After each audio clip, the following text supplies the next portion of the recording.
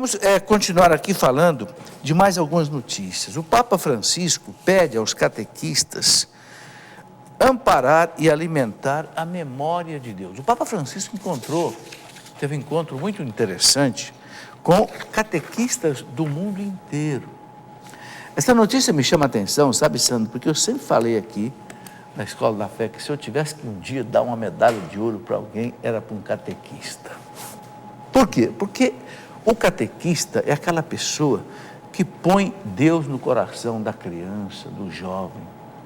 Antigamente, isso era feito na família, mas infelizmente a família se enfraqueceu muito, muitas famílias ficaram destruídas, os próprios pais. O catecismo da igreja diz que os primeiros evangelizadores são os pais, mas tem pai que não consegue ser evangelizador de jeito. Então quem é que tem que evangelizar as crianças hoje? São os catequistas. Então essa notícia diz aqui, olha, ao presidir na Praça de São Pedro, a missa por ocasião da jornada dos catequistas, o Papa Francisco exortou a eles a serem homens e mulheres que custodiam quer dizer, cuidem, né? E alimentem a memória de Deus na própria vida e saibam despertar Deus no coração dos outros. Ou seja, o catequista é aquele que leva Deus para o coração da pessoa. O Papa pede que as pessoas tenham uma memória de Deus. O que é memória de Deus? É você viver em Deus. Tudo que você fizer, você pensar em Deus. Você ter a consciência de que Deus está em toda parte. Deus está me vendo. Deus está me ouvindo. Eu não posso fazer qualquer coisa. Eu não posso ofender o coração de Deus, que é tão bom. Né? Então o Papa diz, essa é a missão do catequista. Né? Ele diz assim, o Santo Padre advertiu sobre o risco atual dos cristãos de acomodar-se da comodidade, da mundanidade, na vida e no coração, de ter como centro o nosso bem-estar. Aí ele pega aquela parábola, né, que foi colocada no Evangelho há pouco tempo, daquele rico que fazia banquete todo dia, né? E o pobre Lázaro lá fora que não podia comer nem o que caía da mesa, das migalhas na mesa, né? Então o Papa faz uma comparação com isso e diz assim que isso não pode acontecer. Né? O catequista é aquele que ele não pode ficar pensando só nele, ele tem que pensar nos outros, levar Cristo para os outros. É uma reflexão muito bonita. Aqui eu comento apenas uma pequena passagem, mas é muita coisa bonita que o Papa diz. Outra notícia, é a última que eu vou colocar, mas essa notícia aqui é muito importante. Né? A fonte de notícias da arcidigital.com publicou o seguinte, notícias falsas na rede da internet. O poema que o Papa Francisco não escreveu e as frases que não enviou pelo Twitter e que estão sendo publicadas aí como se fosse do Papa. Então a gente tem que tomar cuidado, né? Inclusive a matéria aqui da ACI Digital diz assim, nas últimas semanas se atribuíram ao Papa Francisco palavras que ele nunca pronunciou. Uma das mais difundidas é um popular poema de autor desconhecido que começa com a frase, precisamos de santos sem véu ou batina.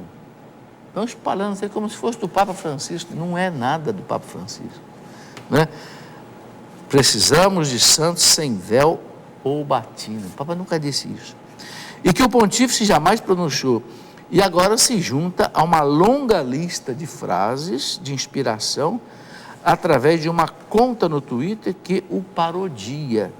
Né? Em julho passado, com ocasião de sua viagem ao Brasil para a Jornada Mundial da Juventude, circulou em dezenas de sites, incluindo sites católicos. Um poema atribuído ao Papa João Paulo II, inclusive a Madre Teresa de Calcutá, que não é deles. Aí ele lista aqui um pedaço desse poema que diz assim, precisamos de santos sem véu ou batina, precisamos de santos de calça jeans e tênis, precisamos de santos que vão ao cinema, ouvem música e passeiam com os amigos, precisamos de santos que coloquem Deus em primeiro lugar, mas que se lascam na faculdade. E o poema é longo, eu não vou ler tudo porque é longo. É até bonito, não é, Sandro? Não tem, bonito. Assim, não é uma coisa que está desmerecendo, mas não é do Papa. E muita gente andou publicando como se fosse de autoria do Papa João Paulo II, Madre Teresa de Calcutá. Então, você viu isso, Sandra? Vi, deixa eu até comentar também que o nosso irmão de comunidade, o Adriano Gonçalves, ele tem um livro que chama-se Santos de Calça Jeans. Em toda palestra que eu vi o Adriano falando, ele diz, gente, essa frase não é do Papa João Paulo II. Beleza. Ele deixa bem claro ali que não é. Claro, existe a inspiração, né, aquilo que ele foi trabalhando no livro, falando que realmente nós precisamos de santos que usam iPod, iPad. Lógico. Né? Nós precisamos. Não tem nada de errado. Não tem nada de errado nisso aí. Nada de errado. Mas o tempo todo ele deixa bem claro que essa frase não é de João Paulo II e que... O que eu quero destacar é que nós temos que tomar cuidado com as coisas da internet. Né? Mesmo internet, Twitter, tudo é internet, né? Redes sociais, que tudo é internet. Porque a gente tem que checar bem as coisas antes de passar para frente. Principalmente antes de passar para frente. A gente só pode passar alguma coisa para frente se a gente tiver certeza. Olha, Sandra, eu mesmo já errei várias vezes disso no começo. Tive que pedir desculpa para algumas pessoas, porque passei alguma coisa que eu pensei que fosse verdadeira e depois eu vi que não era. Hoje eu tomo cuidado, hoje eu tomo muito cuidado. Não passo para os outros enquanto eu não tiver certeza absoluta da fonte de onde isso foi publicado. Durante a Jornada Mundial da Juventude, também algumas notícias sobre os eventos que iam ter na jornada, né, foi se divulgado na mídia e o pessoal cobrava uma posição da Canção Nova. Eu lembro de muita gente entrava em contato com a gente por e-mail, com assessoria de imprensa, e perguntava, é verdade isso? E a Canção Nova toda vez ia verificar na fonte. Então existem alguns sites, né, que você pode estar confiando nisso aí. Tem o do senhor, da editora Cleofas, né? É um site que eu sempre busco referência, quando eu quero saber se uma frase, uma posição da igreja, alguma coisa, é realmente aquilo.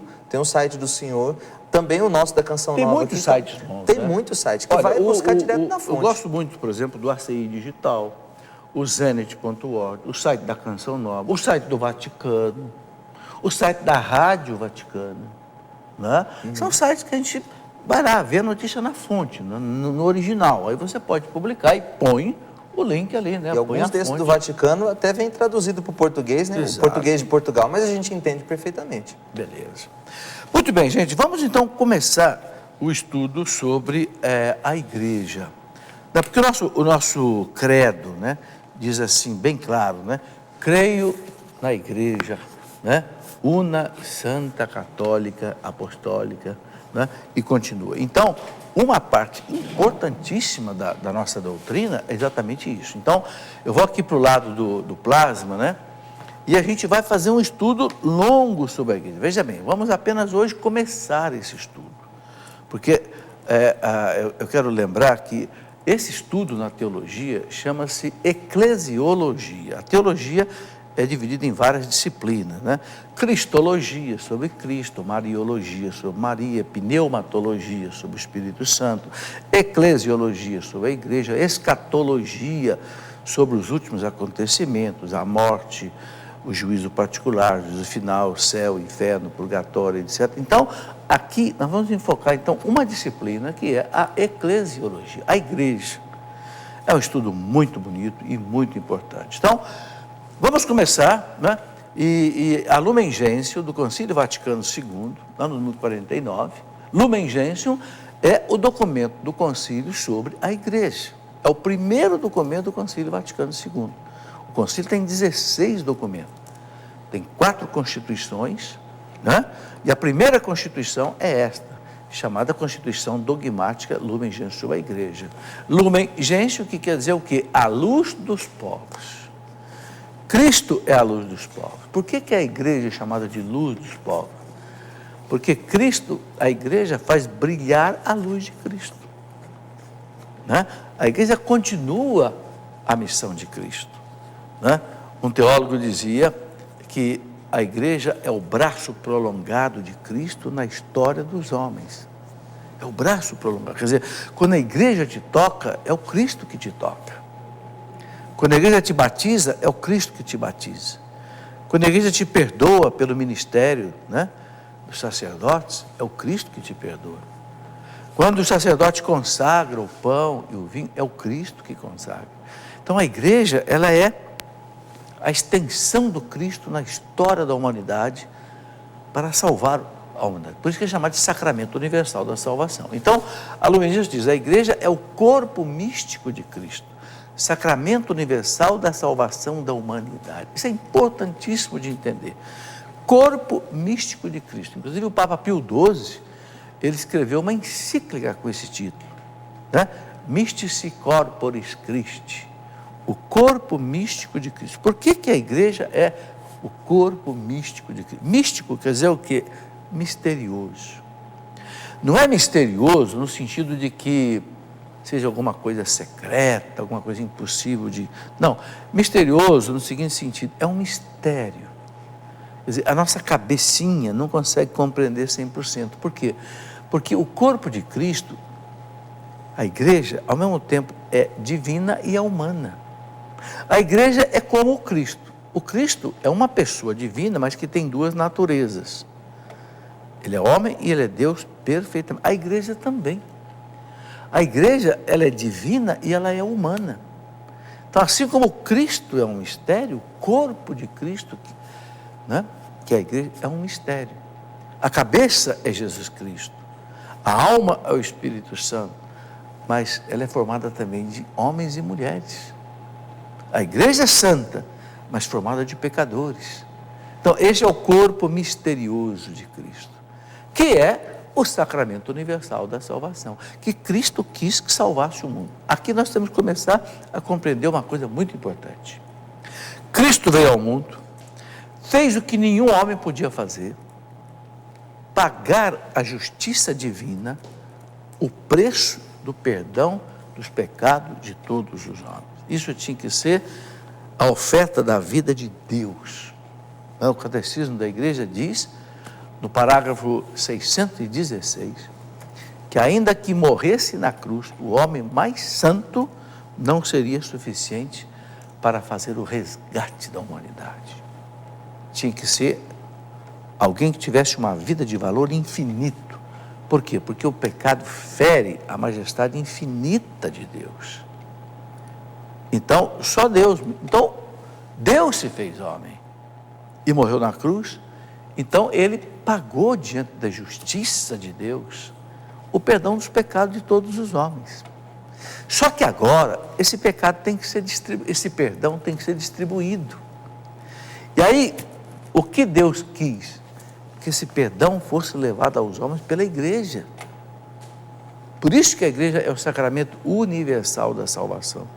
O Cristo não quis, ele distribuir a graça da salvação para todo mundo. Não, ele formou uma igreja, constituiu uma igreja. Antes de ir para o céu, ele mandou essa igreja pelo mundo. Ide pelo mundo inteiro, pregai o evangelho a todas as criaturas, batizando-as em nome do Pai, do Filho e do Espírito Santo, um por um. Um por um. Não é uma massificação, não. É o batismo um por um. A confissão, um por um. Você vai ver, por exemplo, que, né, a primeira coisa que Jesus fez quando ele ressuscitou, no domingo da ressurreição, foi dizer para os apóstolos no cenáculo: assim como o Pai me enviou, eu vos envio a vós, a igreja, a quem vocês perdoaram os pecados, vocês, em meu nome, com minha autoridade, com a minha competência, com a minha delegação de poder, porque eu conquistei isso na cruz. A quem vocês perdoaram os pecados estarão perdoados. Vejam, é a igreja que vai levar essa salvação ao mundo inteiro. Por isso, a Lumen Gentium do Concílio Vaticano II chama a igreja de sacramento universal. Universal quer dizer para toda a humanidade, de todos os tempos e de todos os lugares. Que coisa bonita, não é? Pode passar. Então, assim a igreja é o prolongamento da encarnação de Jesus no meio dos homens, para formar nele a grande família dos filhos de Deus. Não é? Isso é o que a igreja nos ensina. A igreja, ela é o prolongamento, né, do Cristo na história da humanidade. Para quê? Para reunir de novo toda a humanidade nele. É muito interessante, meus irmãos, o que diz, né, o primeiro parágrafo do Catecismo da Igreja. É muito interessante. Eu vou pegar esse primeiro parágrafo, porque aqui a gente entende o porquê da igreja, né, que Jesus Cristo instituiu. O primeiro parágrafo do Catecismo, ele faz assim como que um resumo da história da salvação, né? Ele diz assim: Deus, infinitamente perfeito e bem-aventurado em si mesmo, perfeito, não tem sombra de imperfeição, bem-aventurado, quer dizer, feliz 100%, né? Em um desígnio de pura bondade, criou livremente o homem para fazê-lo participar da sua vida bem-aventurada. Aqui uma coisa que muita gente não sabe: por que Deus nos criou? Para, né, diz aqui o Catecismo, fazer-nos participar da felicidade de Deus. Deus fez cada um de nós para ser feliz, aqui e por toda a eternidade.